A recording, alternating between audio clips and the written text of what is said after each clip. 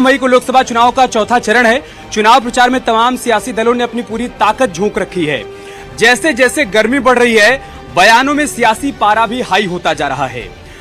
खास तौर से कांग्रेस के नेता सैम पित्रोदा के बयान पर घमासान मचा हुआ है। सैम पित्रोदा ने जहां पूरे देश के नागरिकों को अलग अलग रंग और वर्ण का बता दिया, तो उस पर पीएम मोदी का गुस्सा भी सामने आया है। उन्होंने राहुल गांधी से इसका जवाब मांगा।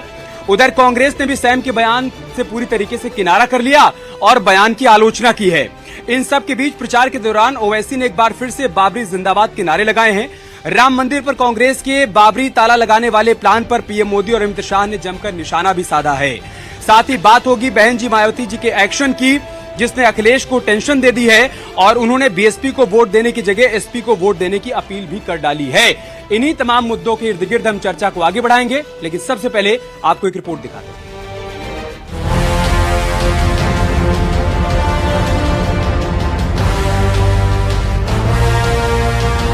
पित्रोदा पर घमासान, कांग्रेस भी परेशान। Where people on east look like Chinese, people on west look like Arab, people on north look like, maybe white, and people in south look like Africa. Sam पर गुस्से में मोदी, बताया नस्ल विरोधी।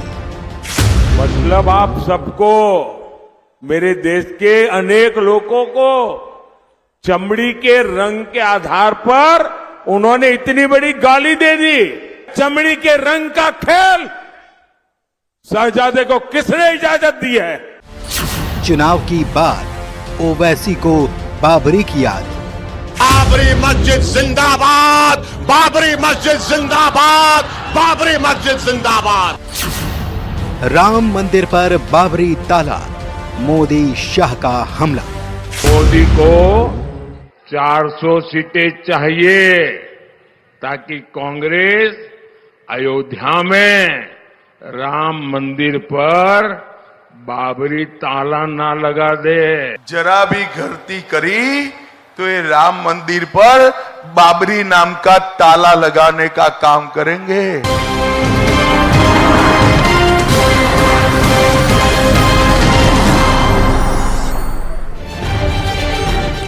चर्चा की शुरुआत करें। मेहमानों का परिचय आपसे करवाएं, उससे पहले आपका परिचय गोंडा की जनता से, जो आज अपने सवाल लेकर यहां पर पहुंचे। एक बार जोरदार तालियां आप लोग अपने लिए बजा लीजिए। सार्थक चर्चा को आगे बढ़ाइएगा। आप लोग सवाल करिएगा, सामने से मैं जवाब लूंगा।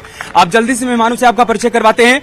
नरेंद्र पांडे साहब हमारे साथ जुड़ चुके हैं, आप बीएसपी के प्रत्याशी हैं कैसरगंज से, बहुत स्वागत है सर आपका। मनोज यादव जी हमारे साथ जुड़ चुके हैं, समाजवादी पार्टी के प्रवक्ता हैं, बहुत स्वागत है मनोज जी आपका। रत्नेश मिश्रा जी हमारे साथ जुड़ चुके हैं, भारतीय जनता पार्टी के नेता हैं, बीजेपी का पक्ष रखें, बहुत स्वागत है सर आपका। रमा कश्यप जी हैं, कांग्रेस पार्टी की नेत्री, बहुत स्वागत है आपका मैम। जानकी शरण द्विवेदी साहब हैं, वरिष्ठ पत्रकार हैं, सर बताएंगे कि पब्लिक के बीच में किन किन मुद्दों को लेकर चर्चा चल रही है। इससे पहले कि मैं पब्लिक के लिए डिबेट ओपन करूं, आप सबके सवाल लूं, सबसे पहले बात दावों और वादों की कर लेते हैं। ज्यादा सवाल आपसे ही पूछा जाएगा। 10 बरस से तो लगातार आप हैं, कैसरगंज में भी और गोंडा में भी, तो 10 बरस की उपलब्धियों का आप जिक्र कर दीजिए, जिन दावों के आधार पर आप पब्लिक के बीच में तीसरी बार वोट मांगने के लिए जा रहे हैं। देखिए, आपको और सारे पैनलिस्ट को और गोंडा की जनता को मेरी तरफ से जय श्री राम। बोले बजरंग बली की। अब आ जाते हैं कामों पे। यहाँ मेरी कांग्रेस की भी साथी हैं और समाजवादी पार्टी की भी साथी हैं। मैं चुनौती देता हूं दोनों पार्टी के प्रत्याशियों, यहाँ के प्रतिनिधियों को, कि एक पार्टी मेंबर ऐसा नाम बता दें जिसने अपने 5 साल के कार्यकलाप का पूरा पर्चा न्यूज़पेपरों में छपवाया हो और कहा हो कि हमने ये काम करके दिए हैं। हमारे गोंडा के सांसद ने छपवाया है, देख लीजिएगा, ये कामों की सूची रही। जो छपवाया हो बता दीजिए। हाँ, बता दे रहे हैं, ये भी बता दे रहे हैं। हमने पहला काम आपको बता देता हूं, सोनबरसा से लेकर मोतीगंज मार्ग के अपूर्ण हिस्से को शून्य से लेपन करके पूर्ण करवाया गया। टोटल कार्य कराया गया 7,04,38 रुपए का। अब आ जाते हैं कि लोकसभा गोंडा में क्या क्या काम कराए गए। हमने यहां पर जो भी काम कराया उसकी लिस्ट हमने आपको बताई। मैं विधानसभा वार बताता हूं। गौरव विधानसभा में छपिया के राकेश यादव के घर से लेकर यशवंत यादव के घर तक हमने 39 लाख का सड़क निर्माण कराया। हमने सुन लीजिए, एक सेकंड रत्नेश जी, तैयारी कमजोर लग रही है। जो छपवाया वो पढ़कर बताने की क्या जरूरत है? 5 काम आप ऐसे बता दीजिए जो आपने। सुन लीजिए, जवाब सुन लीजिए, आप सुन लीजिए। आप जब नवाबगंज के कटी तिराहे से उतरौला की तरफ चलते थे तो सड़कों में गड्ढा होता था, हमने उसको बनवाया है, जाके देख लीजिएगा। आपके बाप दादा भी उस सड़क पे चलते थे, हमारे घर वाले भी चलते हैं। हमने उज्ज्वला गैस योजना के तहत पूरे गोंडा लोकसभा के 37,000 लोगों को उज्ज्वला के तहत मुफ्त गैस सिलेंडर का कनेक्शन दिया है।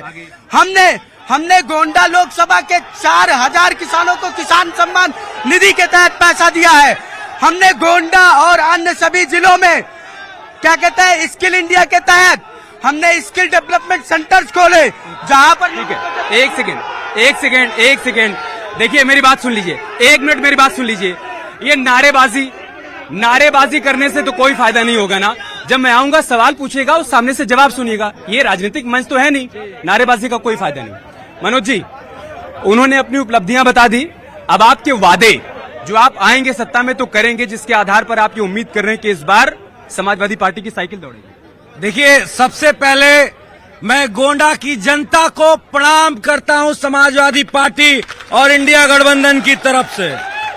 और दूसरी बड़ी बात, हमारे साथी ने नारा लगाया हम सब आस्थावान हैं, लेकिन उसके अलावा जय संविधान, जय संविधान, जय इंसान, ये है बातें। लेकिन अब आपके वादे, हमारे साथी ने जो बातें कही कि खड़ंजे का जिक्र कर दिया, एक सांसद जो 10 साल से हैं और इतने बड़े राजनीतिक घराने से हैं, उनका खड़ंजा गिनाने का काम करेंगे? कैसे डबल इंजन की सरकार ने उत्तर प्रदेश में क्या परिवर्तन किया, ये सबसे महत्वपूर्ण है। मौजूदा सरकार ने उत्तर प्रदेश में गोंडा जनपद में कोई काम नहीं किया।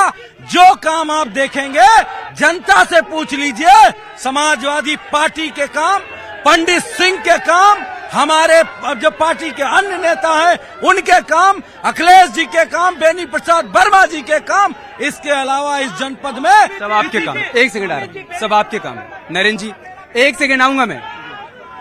ऐसा लग रहा है कि मुकाबला सिर्फ यहाँ पर गठबंधन और बीजेपी के बीच में है। आप लोग हैं चर्चा में, मुकाबले में हैं कैसरगंज और गोंडा में? बिल्कुल मुकाबले में है, अच्छा चुनाव लड़ा रहे हैं, जनता का समर्थन है। हमारे यहाँ सब लोग अनुशासित हैं, सारे ग्रामीण जनता के लोग हैं। सब लोग यहाँ पे डिबेट में नहीं आ सकते हैं, शहर में नहीं, हमारे तो ग्रामीण इलाके का, हमारे चुनाव क्षेत्र ये नहीं है, यहाँ पे हमारा कोई ऑर्डर भी नहीं है। हम तो कैसरगंज क्षेत्र में लड़ रहे हैं, 5 विधानसभा में, हमारे यहाँ कोई विधानसभा नहीं है जहाँ पर हम आए हुए हैं। तो कैसरगंज में कैसे मुकाबला करेंगे ब्रजभूषण के बेटे से? कैसरगंज में हमारा ब्रजभूषण सिंह जी के बेटे से मुकाबला नहीं है। हमारा मुकाबला देखिए हाथी के चुनाव निशान का, कमल के फूल के चुनाव निशान से है। हमारा किसी व्यक्ति विशेष से कोई विरोध नहीं है। हम चुनाव लड़ रहे हैं, अपने हमारे मुद्दे हैं, बेरोजगारी है, महंगाई है, जो आए दिन पेपर लीक होता है, पेपर लीक हमारा मुद्दा है। ये लोग जो है सरकारी नौकरियों को खत्म कर रहे हैं, प्राइवेटाइजेशन को बढ़ावा दे रहे हैं, सारा जो है काम मुद्दों को लेकर आप जनता के बीच में जा रहे हैं। रमा जी, मैं आपका रिएक्शन लूंगा इस पर। समाजवादी पार्टी के जो वादे हैं वही आपके वादे हैं, वही आपके इरादे हैं, या कांग्रेस पार्टी ने कुछ और भी सोच रखा है गोंडा और कैसरगंज के? नहीं, हमारा समाजवादी पार्टी और कांग्रेस की बात नहीं, हमारे इंडिया गठबंधन की बात है। तो जो समाजवादी पार्टी सोच रही है वही कांग्रेस सोच रही है, वही कांग्रेस सोच रही है वही समाजवादी पार्टी सोच रही है। और सबसे पहले मैं सभी गोंडा वासियों को यहाँ हाथ जोड़कर आप सबको प्रणाम करती हूँ। इन्होंने अभी भारतीय जनता पार्टी के लोगों ने कहा पूरा पर्चा लेके आए हैं, मैं वही दावे के साथ कह रही हूं, इनका पूरा पर्चा उत्तर प्रदेश में लीक हुआ। जो परीक्षा कराए पूरा का पूरा परीक्षा लीक हुआ। एक भी परीक्षा इनका सही नहीं हुआ जिसमें अगर परीक्षा लीक ना होता तो आपकी बहन यहाँ नहीं होती। शायद मैं भी पढ़ी लिखी हूँ, टेट हूँ, सुपर टेट क्वालिफाइड हूँ, मैं कहीं नौकरी की होती शायद यहाँ ना होती। और कैमरा घुमा के देखिए, सारे नौजवान लड़के यहाँ खड़े हैं, एक भी यहाँ के खड़े हुए लड़के आपको कोई नौकरी में नहीं लगेगा। जो नौकरी कर रहे हैं सिर्फ पुलिसकर्मी लोग खड़े हैं और सारे नौजवान भाई बेरोजगार खड़े हैं। कैमरा खुला के देखिए। महंगाई और बेरोजगारी, जानकी शरण साहब, जितने मुद्दे इधर से गिनाए जा रहे हैं, जितने दावे और वादे किए जा रहे हैं, वही पब्लिक के बीच में चर्चा का विषय है या पब्लिक की बातें कुछ और है? निश्चित रूप से कमोबेश मुद्दे सारे यही हैं जो अभी यहाँ से समर्थकों के द्वारा जो बात रखी गई है, कमोबेश मुद्दे यही पर हैं। लेकिन गोंडा जनपद की दोनों संसदीय सीटों पर, चाहे वो गोंडा हो या कैसरगंज संसदीय सीट हो, वहां पे पिछले 2 बार से गोंडा में माननीय सांसद कीर्तिवर्धन सिंह जी यहां से सांसद रहे हैं। ये तीसरी बार चुनाव मैदान में हैं। कैसरगंज से ब्रिजभूषण शरण सिंह जी 3 बार लड़ चुके हैं, चौथी बार अब उनका बेटा चुनाव मैदान में है। तो इस प्रकार से जो हमारे जो राष्ट्रीय मुद्दे हैं वो तो अपनी जगह पे जो हैं वो तो है ही हैं। इसके अलावा स्थानीय स्तर पर भी निश्चित रूप से काफी कुछ किया गया है, जो शासन के द्वारा वो काफी चीजें की गई हैं। तमाम शासन की जो योजनाएं हैं, नीतियां हैं, कार्यक्रम हैं, उनको यहाँ पे लागू किया गया है। लेकिन राष्ट्रीय मुद्दे भी और लोकल भी। यस, लेकिन इसके बावजूद भी अभी लोकल स्तर पे बहुत कुछ किया जाना बाकी है। कुछ किया जाना बाकी है। ओके, मैं पब्लिक के लिए डिबेट ओपन कर रहा हूं। मैं आप सबके पास आऊंगा, शालीनता से अपना सवाल पूछेगा और जवाब सुनेगा। जी, जिन सांसदों का टिकट कटा उसको 1 लाख रुपए पेंशन अब मिलेगी, ठीक, लेकिन देश की सुरक्षा करने वाले अर्धसैनिक बलों को पेंशन नहीं मिलेगी। एक देश 2 कानून क्यों? पुरानी पेंशन बहाली पर आपका सवाल। पूरे देश के शिक्षक कर्मचारी आज जहां भी जा रहे हैं, उनकी सिर्फ एक मांग है, वो है पुरानी पेंशन की बहाली। पुरानी पेंशन बहाल होनी ही चाहिए। हम लोगों का एक ही मुद्दा है, पुरानी पेंशन पर सवाल आ गया, मैं पूछूंगा। अभी धर्म पे बात हुई है, 2 लाइन मैं कहना चाह रहा हूँ। मुंतजिर हैं हम भी कि हो राम का राज, पर ये रावण की लंका ढाई जाए। हम लोग जन्म से ही जाति और धर्म मिला है। हमें चाहिए शिक्षा, स्वास्थ्य और रोजगार पे बात। ये सामने डिग्री कॉलेज है, यहाँ से पढ़े लिखे लड़के आज बेरोजगार घूम रहे। 2 करोड़ नौकरी की बात हुई थी, और नौकरी पर आपका सवाल है। नौकरी कहाँ है? इस समय इतना बेरोजगारी है उत्तर प्रदेश और हिंदुस्तान में कि हर युवा परेशान है और इस बार भाजपा को हटाना चाहता है। बस रत्नेश जी, एक सेकंड, मैं आ रहा हूँ। रत्नेश जी, 2 सवाल। एक तो उनका कहना है कि पुरानी पेंशन बहाली को लेकर आप लोग क्या राय रखते हैं। दूसरा, वो कह रहे हैं कि रोजगार के तमाम दावे आप तो कर रहे हैं, लेकिन युवा बेरोजगार घूम रहे हैं। देखिए, पहली बात उन्होंने सैन्य कर्मियों की बात की। एक सेकंड, हम उस पार्टी के, हमारी पार्टी उस सरकार को बनाती है जो सैन्य कर्मियों को 1 रैंक 1 पेंशन देती है। कांग्रेस की सरकारों में पिछले 25 सालों से वो आंदोलनरत थे, तब इनको नहीं याद आया। दूसरी बात, इनकी प्रदेश में जब सरकार थी तो उन्होंने ओल्ड पेंशन स्कीम क्यों नहीं दी? क्यों अखिलेश यादव नहीं आए? दूसरी बात इन्होंने की सपा के टिकट काटने की। ये आप देश का दुर्भाग्य देखिए, उत्तर प्रदेश के यादवों को अखिलेश यादव अपनी व्यक्तिगत संपत्ति समझते हैं। एक भी उस परिवार को छोड़कर एक भी यादव को पूरे प्रदेश में टिकट नहीं दिया। क्या किसी सामान्य यादव परिवार के बच्चों को टिकट पाने का अधिकार नहीं है? दूसरी बात, अभी एक सपा की रमा कश्यप कह रही थी, इनकी पार्टी के सांसद हुआ करते थे बेनी प्रसाद वर्मा, एक फैक्ट्री का उद्घाटन किया था। ये बता दे वो फैक्ट्री कहाँ स्थित है, उस फैक्ट्री में कितने वर्कर काम करते हैं और उस फैक्ट्री में क्या उत्पादन होता है। एक सवाल मेरा और है अमित जी। और ये जो इंडिया गठबंधन के लोग चिल्लाते हैं, यहाँ की जो इंडिया गठबंधन की प्रत्याशी हैं श्रेया वर्मा, उनके पति के नाम पे लाखों के अडानी की कंपनियों के शेयर हैं। क्या रिश्ता है? एक बड़ी बात सामने आ गई। ये कह रहे हैं कि एक सवाल और। अरे क्या अभी से मान लियो कि विपक्ष में आ गए तो विपक्ष के लोग सवाल पूछते हैं, सत्ता वाले सवाल नहीं पूछते हैं। और दूसरी बात, अगर मौजूदा बीजेपी की सरकार उत्तर प्रदेश के लिए काम कर रही है तो मैं पूछना चाहता हूं, जनता सवाल पूछ रही है, जवाब आप दे रहे हैं अखिलेश यादव और समाजवादी पार्टी पे। आप ये जवाब दो कि आप जनता ने तो लैपटॉप दिया। वो कह रहे हैं जब आप सत्ता में थे आपने पुरानी पेंशन को बहाल क्यों नहीं कर दिया? आपने पुरानी पेंशन क्यों खत्म की? सवाल बहाल क्यों नहीं कर? बहाल कर रहे हैं। हमने कहा था 22 में हमारी सरकार बनेगी, पुरानी पेंशन आएगी। 24 में इंडिया गठबंधन की सरकार बनने के बाद पेंशन की बहाली होने जा रही है। मैं कुछ सवाल इधर से लूंगा। जी बताइए, क्या सवाल है? गोंडा में एक नारा होता था, जिस गाड़ी में सपा का झंडा उस गाड़ी पे बैठा गुंडा। मैं समाजवादी पार्टी के प्रवक्ता से पूछना चाहता हूँ, यही समाजवादी पार्टी की सरकार में दिन दहाड़े बैंक में लूट हुई थी, दुकानें जलाई जाती थी, कोई त्योहार ऐसा नहीं बचता था गोंडा में, चाहे गणेश पूजा हो चाहे दुर्गा पूजा हो, जिसमें दुकानें न जलती हो। आज गोंडा की जनता निष्पक्ष रूप से अपना काम कर रहा है। गोंडा में विकास हो रहा है। विकास ऐसा है कि आप किसी भी रोड पर आप चले जाइए, सोलर लाइट साइट सब। कानून व्यवस्था पर आपका माइक मत लीजिए। भैया एक सवाल हमारा है, हमारे गोंडा लोकसभा क्षेत्र से समाजवादी पार्टी ने बाहर से प्रत्याशी उतारा है। हमारे गोंडा लोकसभा क्षेत्र में इनको कैंडिडेट नहीं मिला। ये बाराबंकी से लूटने आए हैं। क्या कर रहे हैं आप? साकेत मिश्रा जी क्या है? साकेत मिश्रा जी क्या है? नरेंद्र मोदी जी क्या है? क्या वो बाहरी ने? दूसरी बात मैं कहना चाहूंगा, आपके प्रवक्ता से मैं पूछना चाहूंगा, वो अभी कुछ 6 महीने पहले कांग्रेस से भाजपा में आए हैं। 6 महीने पहले प्रवक्ता आता है। मैं ज्यादा कुछ नहीं कहना चाहूंगा, सभी के लिए है, कोई किसी भी पार्टी से हो, सभी के लिए है। भविष्य में सबके यहाँ होगा। सेना की बात कर रहे हैं, कौन बन रहे हैं, कौन पेंशन दे दिया है? 12 घंटे लाइब्रेरी में बैठ के पढ़ते हैं। ऐसा कोई पेपर नहीं बन की सरकार में जो लीक नहीं हुआ। अभी हाल ही में संडे पेपर था नीट का, जो सबसे बड़ी कंपनी का पेपर लीक को लेकर आपका हर जगह पहुंचने के बाद जय श्री राम, भारत माता की जय, हनुमंतलाल महाराज की जय करते। हम भी ब्राह्मण हैं, हम भी करते हैं, लेकिन बेरोजगार जो घूम रहे हैं उसका जिम्मेदार कौन होगा? ओके जी, मैं आ रहा हूँ। एक तो उनका सवाल है कि आपने बाहरी प्रत्याशी क्यों उतार दिया, दूसरा ये कह रहे हैं कि आज कानून व्यवस्था दुरुस्त है, जब आप सत्ता में थे तो लोग सड़क पर निकलने से डरते थे। ये आरोप है, सत्ता अगर आरोप लगा रही है विपक्ष पे तो इसका मतलब सत्ता फेल हो चुकी है, एक बात। और मैं जनता, गोंडा की जनता से पूछ रहा हूँ, अभी जवाब मिल जाएगा, बाहरी कौन भीतरी कौन। गोंडा जनता की यही पुकार, श्रेया बिटिया अब की बार। पीछे पूछ लो, आपको पता चल जाएगा कि गोंडा की जनता कह रही है कि श्रेया बिटिया जैसा ही हमको इस बार सांसद चाहिए, जो नौजवानों की आवाज बने, माताओं की आवाज बने, बहनों की आवाज बने, बुजुर्गों की आवाज बने। पता है यहाँ के सांसद को क्या कहा जाता है? स्विच ऑफ सांसद कहा जाता है, स्विच ऑफ। आप सोचो, जो सांसद 10 साल से है उसको स्विच ऑफ की संज्ञा दे दी गई हो। ओके।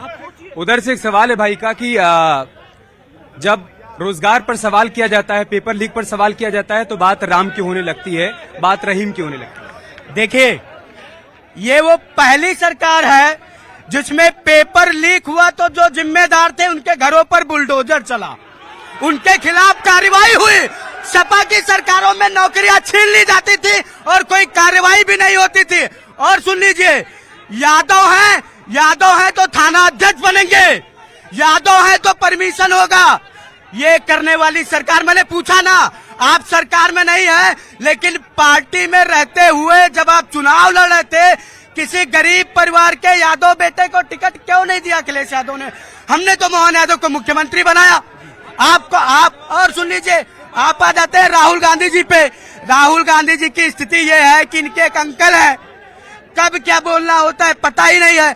हम भारतीयों को बता दिया, अरे उत्तर भारत वालों को बता दिया अंग्रेज है, इनसे पूछे हम अंग्रेज दिखते हैं? अरे भाई हम भारत है, भारत। आप जो कहना चाहती हैं वो भी कहिएगा। सैम पित्रोदा के बयान को लेकर उनका सवाल है, क्या सैम अंकल की सियासत कांग्रेस के लिए मुसीबत बन गई है? पहले विरासत टैक्स और अब नस्ली टिप्पणी। मैं सबसे पहले बता दूं, अभी भारतीय जनता पार्टी के प्रवक्ता कह रहे थे कि श्रेया वर्मा के पति के टैक्स जा रहा है। ये सबके पत्नियों को जरूर देखते हैं भारतीय जनता पार्टी के लोग, महिलाओं का मंगलसूत्र देखते हैं, महिलाओं की समस्या नहीं दिखाई देती, महिलाओं के कपड़े दिखाई देते हैं इनको। मणिपुर की घटना पे नहीं गए देश के प्रधानमंत्री, ना इनका कोई नेता भारतीय जनता पार्टी के लोग। इलाहाबाद में लड़की के साथ रेप कांड होता है, भारतीय जनता पार्टी के लोग नहीं जाते।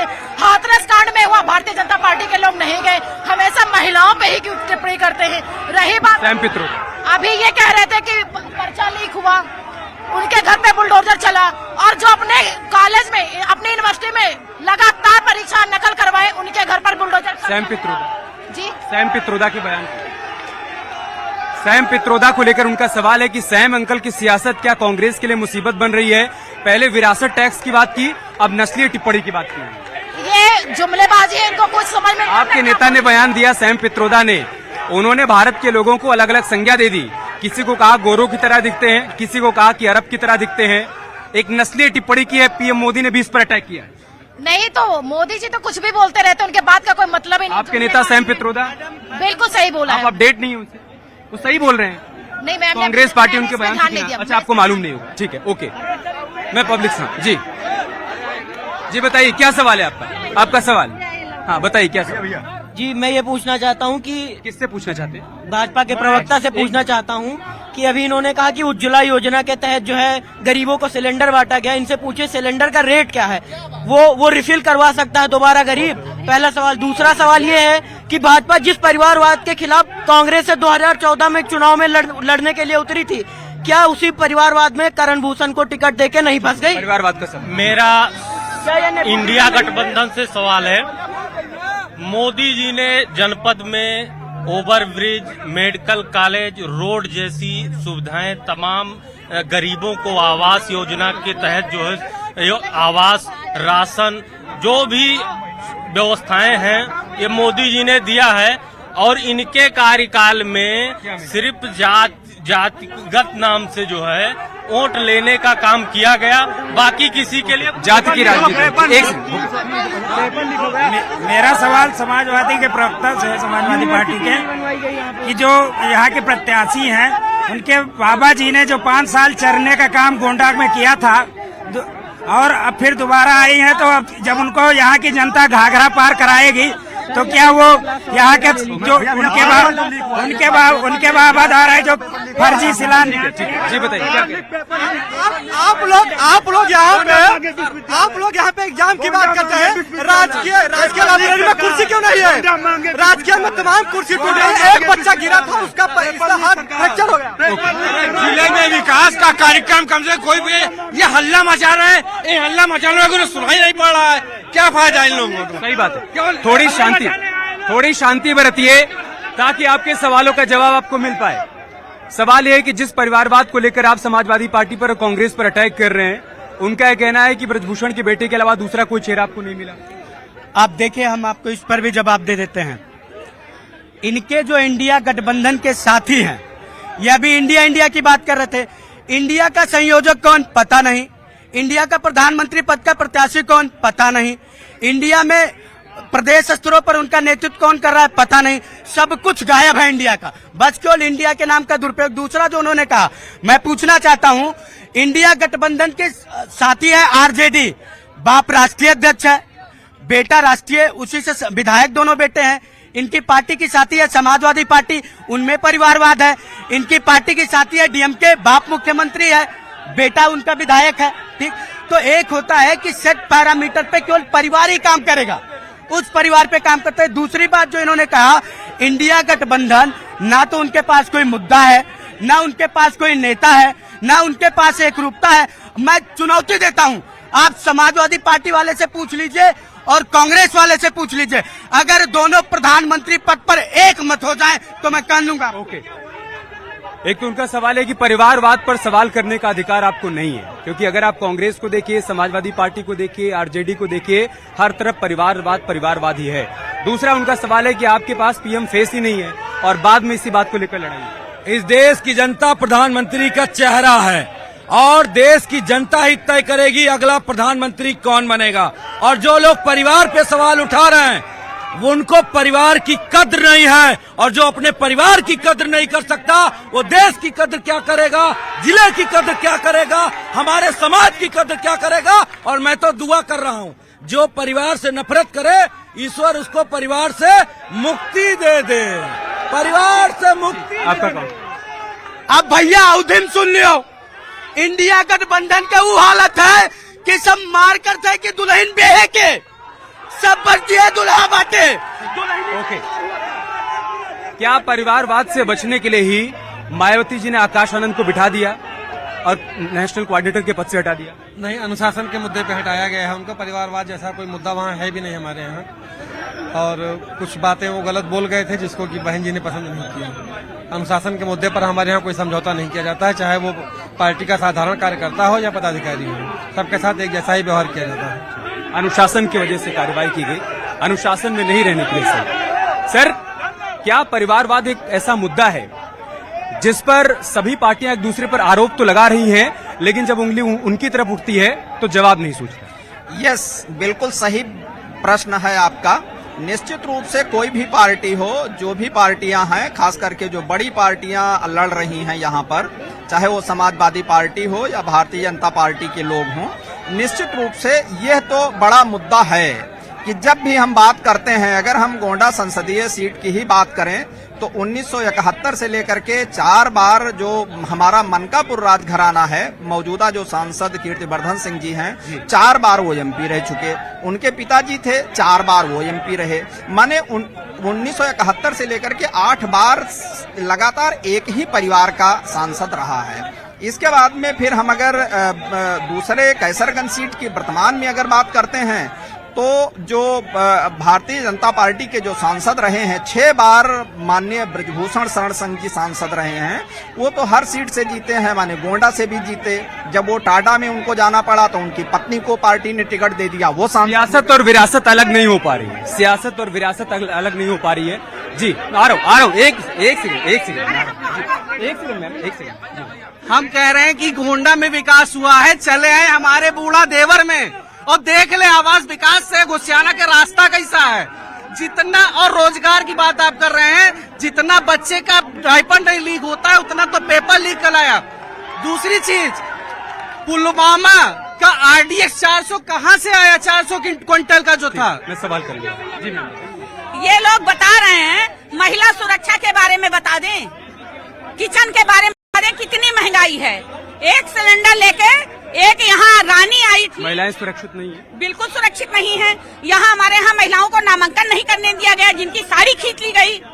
ओके जी, बताइए आपका सवाल। देश की बढ़ती हुई महंगाई, बेरोजगारी और सारे कर्मचारियों की का जो अधिकार है OPS, वो सब कर्मचारियों से छीन लिया गया है। हमारी यही मांग है।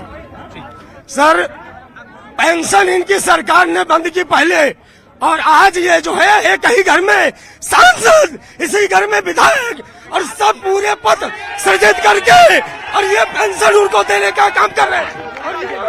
अगर एक दिन के लिए सांसद या विधायक कोई बनता है तो उसको पुरानी पेंशन का लाभ दिया जाता है, लेकिन कर्मचारी और शिक्षक 30 और 35 साल तक समाज की सेवा करते हैं, लेकिन उन्हें पुरानी पेंशन का लाभ नहीं दिया जा रहा है। ऐसा करके सरकार और शिक्षकों के ऊपर अन्याय कर यहाँ पर पैसेंजर ट्रेन 3 साल से बंद है। कोई भी सांसद, यहाँ छोटे छोटे व्यापारी लखनऊ जाते हैं, सामान खरीदते तो आते हैं, उसको बंद है, उसके लिए ये लोग नहीं कर रहे हैं। बेटी पढ़ाओ और बेटी बचाओ का नारा देते हैं, और गोंडा शहर में महिलाओं का शौचालय नहीं है। अगर एक सेकंड, उधर से उनका सवाल है कि गोंडा के लिए ट्रेनों को चलाने की बात कही गई थी, वो ट्रेनें कहाँ हैं?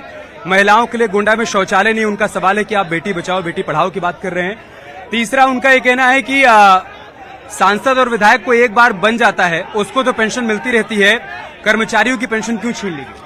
देखिए, पहले मैं इस बात का जवाब दूंगा जो उन्होंने बहन जी ने पेंशन की बात की। सर्वाधिक वेतन जिस पार्टी की सरकार में विधायकों को दिया जाता है वो इंडिया गठबंधन की साथी है, आम आदमी पार्टी की दिल्ली सरकार में। अब आ जाता है ये लोग, मैं इंडिया गठबंधन के लोगों को सुन रहा था, ये कह रहे हैं संविधान बचाने की बात। देखिए, देश का दुर्भाग्य क्या है, इंडिया गठबंधन की वो पार्टी साथी है जिसने सत्ता में रहते हुए सर्वाधिक बार संविधान में संशोधन किया, कांग्रेस पार्टी। इंडिया गठबंधन की वो पार्टी साथी है जिसने 42वें संविधान संशोधन के तहत पूरे संविधान को बदल दिया। माननीय सर्वोच्च न्यायालय ने उसको नल एंड वाइट दिया, नहीं तो आज से 20-30 साल पहले संविधान को बदल चुके होते।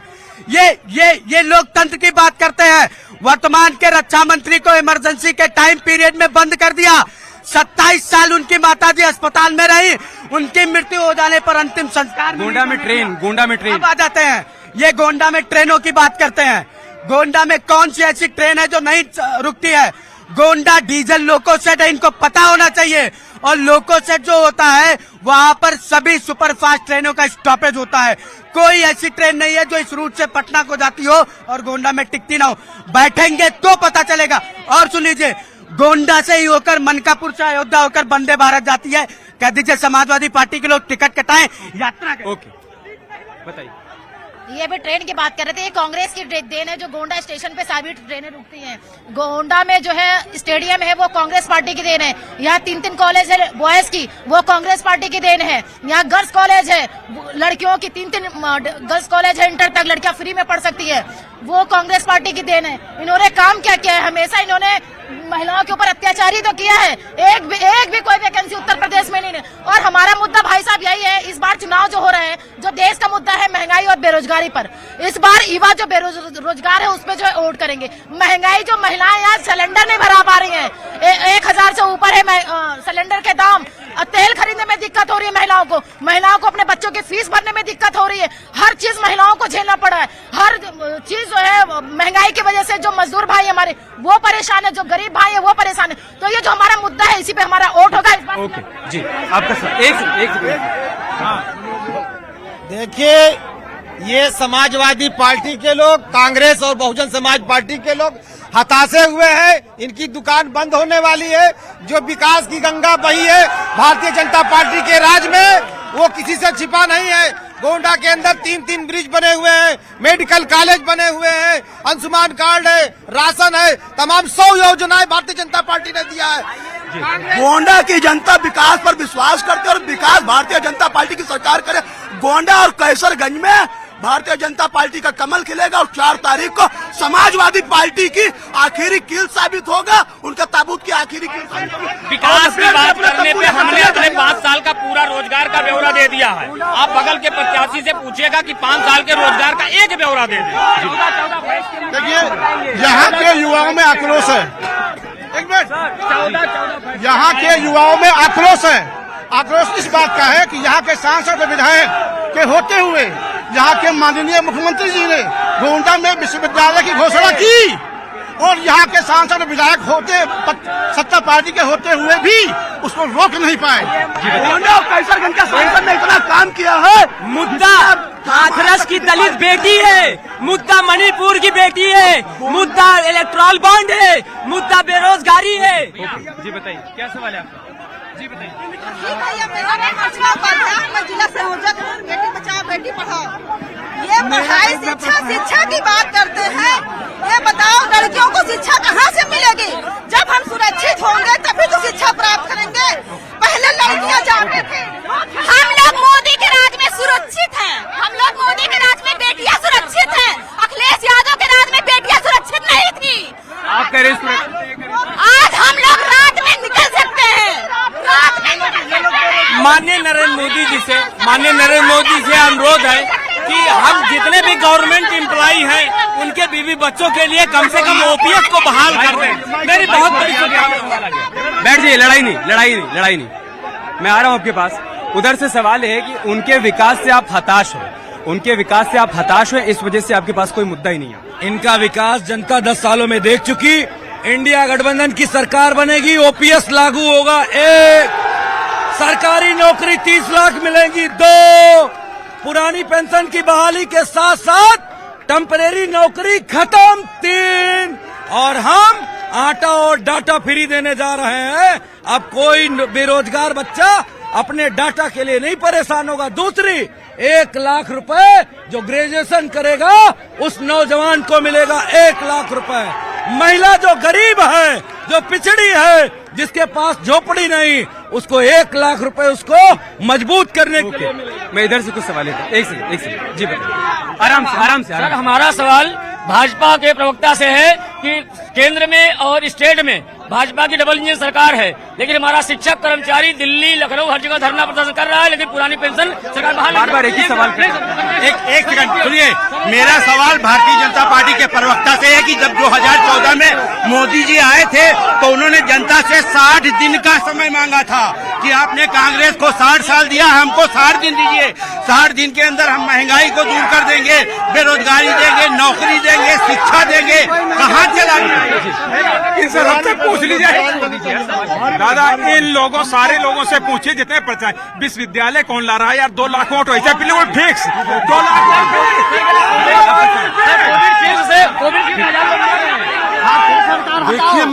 देखिए मैं जानता हूं कि आदरणीय प्रधानमंत्री मोदी की सरकार है। हमारी बात आप मीडिया वाले किसी को नहीं बताएंगे, किसी को भी नहीं बताएंगे। आप जितने लोग हैं, बस आप लोग समझ जाइए। मान लीजिए मैं चुनाव कल हारता भी हूं, तो आप लोग तो समझिए बस। जी बताइए। अरे माइक, परिवारवाद की बात कर रहे हैं। बीसीसीआई के सेक्रेटरी जैसा वो क्या अमित शाह के बेटे हुए परिवारवाद। पेंशन बहाल करो, वोट फार होती है। ये तो बदतमीजी है ना। आप सवाल करिए भैया, थरिया बजवा लेते हैं, चम्मच बजवा लेते हैं, कोविशील्ड का लगवा देना। क्या कोविशील्ड पर भ्रम फैलाने की कोशिश की जा रही है? उधर से उनका सवाल है कि तलिया बजवाए लेते, थलिया बजवाए लेते, कोविशील्ड का लगवाए। देखिए भैया, जिनको कोविशील्ड से दिक्कत है, मैं प्रभु से प्रार्थना करूंगा कि उनको उस दिक्कत से रूबरू न कराए। लेकिन केवल सुविख्यात साइंटिस्ट अखिलेश यादव के कह देने से वैक्सीन गलत नहीं हो जाती, साइंटिफिक प्रूफ आ चुका। दूसरा, हमारी कांग्रेस की साथी ने महिला सुरक्षा की बात की। ये देखिए, इनकी असम युवा कांग्रेस की प्रदेश अध्यक्ष हुआ करती थी अंकिता दत्ता, उन्होंने बीबी श्रीनिवास पे यौन शोषण के आरोप लगाए। कांग्रेस पार्टी ने उनको पार्टी से निलंबित कर दिया और बीबी श्रीनिवास को कर्नाटक सरकार ने वाई श्रेणी की सुरक्षा दे रखी है। और सुनिए, बलात्कार के आरोपियों को वाई श्रेणी की सुरक्षा देते हैं। आदित्य प्रताप यादव की लड़की के साथ नग्न तस्वीरें वायरल होती है। ये है लोगों की महिला सुरक्षा। आप रेवन्ना पर सवाल कर रही हैं, लेकिन राधिका खेड़ा को भी आपने सुना ही होगा। उन्होंने कहा कि किस तरीके से मुझे कमरे में बंद कर दिया गया, मुझे अपमानित किया गया सिर्फ इस वजह से क्योंकि मैं राम में आस्था रखती हूँ। राम से इतनी दिक्कत और परेशानी? राम से कोई दिक्कत नहीं है। नहीं, राम से किसी को दिक्कत नहीं। पूरे देश में जो हिंदुस्तान के लोग हैं, किसी भी दल के हों, राम से दिक्कत नहीं है। दिक्कत इस बात की है, 2000 वीडियो, अश्लील वीडियो बना के और वो रेवन्ना जर्मनी भाग गया। ये देश के प्रधानमंत्री को नहीं पता चल रहा। राहुल गांधी कहाँ जा रहे हैं? देश के प्रधानमंत्री ने तो कहा कि कार्रवाई होनी चाहिए, रेवन्ना पर सख्त कार्रवाई होनी चाहिए, और वहाँ की गवर्नमेंट कर भी रही है। राधिका खेड़ा ने जो कहा, उस पर क्या कांग्रेस पार्टी कोई कार्रवाई करेगी उन लोगों पर जिन्होंने परेशान किया? कार्रवाई नहीं, उसको तुरंत जर्मनी से बुलवाना चाहिए मोदी जी को। उस पर चुप्पी इनकी तोड़नी चाहिए। जी, राधिका वाले पे कुछ नहीं, उनका स्टेटमेंट मैंने सुना ही नहीं है। उन्होंने कहा कि मुझे कमरे में बंद रखा गया, मुझे टॉर्चर किया गया, मुझे परेशान किया गया, मुझे बोलने से रोका गया। नहीं, अगर बोलने से रोका गया तो गलत है। बोले देना चाहिए, सारी महिलाओं का हक है, अधिकार है भाई, स्वतंत्रता है। जी एक सेकंड, इनके राष्ट्रीय अध्यक्ष से पूछिए, किसके? सपा वालों से, कि ये मंदिर पे इनको काट गया या वहाँ नहीं आए, और वहाँ जब मुक्ताराम से फातिया कराने चले गए से दिक्कत। फातिया कराने के लिए टाइम है और राम से विकास की बात करेंगे तो हल्ला मचाएंगे, गंगा मुक्त प्रदेश की बात करेंगे तो हल्ला मचाएंगे, हम श्री राम लगाएंगे तो अखिलेश लगाएंगे। शब्दों की कमी आप देखिए। बाहरी जनता भाजपा के साथ है, जनता भाजपा के साथ है। ये विपक्ष जितने खड़े हैं, ये खाली हर चुनाव में गठबंधन बदलते हैं। एक सेकंड। मनोज जी, उनका कहना है कि मुख्तार की कब्र पर फातिहा पढ़ने चले जाते हैं, रामलला के दर्शन करने आप लोग आज तक जा नहीं पाए और कह रहे हैं कि राम सबके। जिन्ना की मजार पे चादर चढ़ाने कौन गया था, देश की जनता जानती है। और परिवारवाद की बीजेपी करती है। राजा जो यहाँ के हैं वो सांसद, उनके पिताजी सांसद, उनके पिताजी सांसद। पीछे से एक बच्चे ने मुझसे, जानते हो क्या कहा, कि आप कोविशील्ड वाली बात बता देना, वो सवाल मर रहे हैं। और फिर कहा कि गोंडा की जनता से जो विश्वविद्यालय यहाँ था नौजवानों के लिए, इस जिले बलरामपुर चला गया, सवाल क्यों चला गया? ये वो जनता में अयोध्या से दूरी क्यों? काहे की दूरी? आज तक गए नहीं अयोध्या, कौन नहीं गया? इनसे पूछो हमारी जनता से, कौन नहीं गया अयोध्या? कितने लोग अयोध्या गए? मैं पूछ रहा हूँ मनोज जी, ये राजनीतिक मंच। एक सेकंड मनोज जी, ज्यादा बार झूठ बोलने से झूठ सच तो नहीं हो जाएगा। अखिलेश यादव जी आज तक राम मंदिर क्यों नहीं गए? सवाल ये है, ये पूछ रहे हैं वो लोग। हम शंकर जी का मंदिर बना रहे हैं। जैसे भगवान राम ने शंकर जी की पूजा करके लंका फतेह की थी, ठीक वैसे ही अखिलेश जी शंकर जी का मंदिर केदारेश्वर धाम बना रहे हैं। उसकी पूजा के बाद राम मंदिर का दर्शन करेंगे। ये सवाल नहीं है, सवाल इस जनता। शिव जी का धाम बनाने के बाद राम के दरबार में जाएंगे। वो कह रहे हैं हम शिव जी का धाम बना लेंगे, उसके बाद राम के दरबार जाएंगे। देखिए, ये उसी समाजवादी पार्टी के नेता हैं जिसने राम भक्तों पर गोली चलवाई। ये उसी इंडिया गठबंधन के साथी हैं जिसने राम मंदिर के प्राण प्रतिष्ठा के कार्यक्रम में आने से मना कर दिया। और सबसे बड़ी बात देखिए, समाजवादी पार्टी के कार्यकर्ता किस तरह उग्रता से यहाँ पर चिल्ला रहे हैं। भाजपा और समाजवादी पार्टी में यही अंतर है, हम शांति से देश का विकास करते हैं, ये अशांति फैलाने का काम करते हैं, केवल चिल्लाते हैं। मनोज जी, ये तो ठीक नहीं है, ये तो ठीक है। ऐसे तो गोंडा के मुद्दे दब जाएंगे ना, ऐसे तो गोंडा के मुद्दे दब जाएंगे। देखिए असल मुद्दों पर बात क्यों नहीं हो रही, ये शोर शराबा क्यों, ये राजनीतिक मंच तो है नहीं। तो यहाँ पे कोई भगवान जी का मंदिर तो है नहीं, आप यहाँ धार्मिक नारे लगवाएंगे? यहाँ जनता के मुद्दों की बात होनी चाहिए। अब तक मेरा संविधान मेरा संविधान मुझे मेरे धर्म की लड़ाई। देखिए, यहाँ जनता के मुद्दों पे सवाल जवाब होना चाहिए। गोंडा के 5 बड़े काम क्या बीजेपी के प्रवक्ता ने गिनाए? यहाँ की जनता ने गिनाए? कोई राजा भैया कह रहा, कोई जय श्री राम कह रहा। यहाँ के लोग एक एक सवाल पूछ रहे हैं और यही देश की इस वक्त की समस्या है। बेरोजगारी के साथ साथ जिस तरह भ्रष्टाचार बढ़ा, गुजरात एंड कंपनी का जो दखल बढ़ा उत्तर प्रदेश में, इस वजह से बेरोजगारों की तादाद लगी। और मैं आपसे भरोसा है कि युवा आपके साथ है? युवा नहीं, पूरा गोंडा हमारे साथ है। ओके, हमें चर्चा को समाप्त करना होगा। गोंडा से हमने जनता के सवाल आपके सामने रखे, सामने जनप्रतिनिधियों की तरफ से जो जवाब आया वो भी रखा।